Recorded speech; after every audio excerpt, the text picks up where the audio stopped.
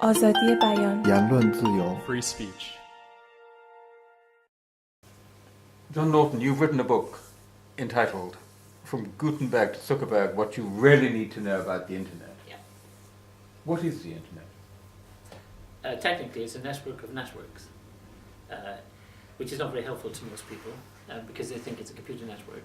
It was a system designed to link seamlessly as many computer networks as there were in the world, and that's what it does, broadly speaking.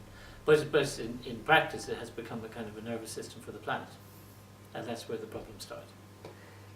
Do you think the fact that so much of the growth is now in mobile and smartphones is transforming the character of the Internet?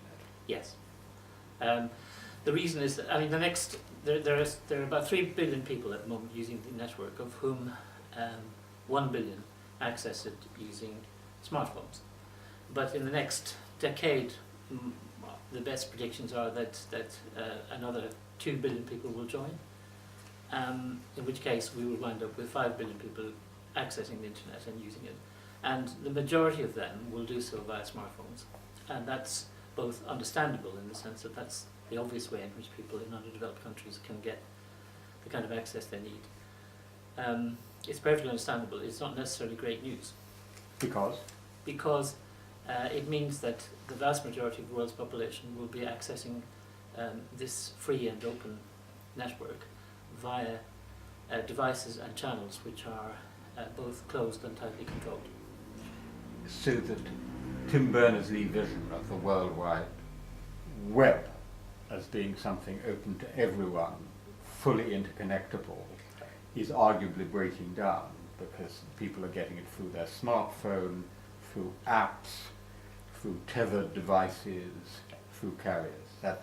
That's basically, in a nutshell, it. But and you can see it happening already because in many parts of the less developed world, for example, it turns out that people cannot distinguish between Facebook and the net. And one of the reasons for that is that Facebook has very cunningly arranged a set of deals with mobile network operators in these countries so that people who have smartphones will have cheaper data rates, less expensive data rates, if essentially Facebook is what they use.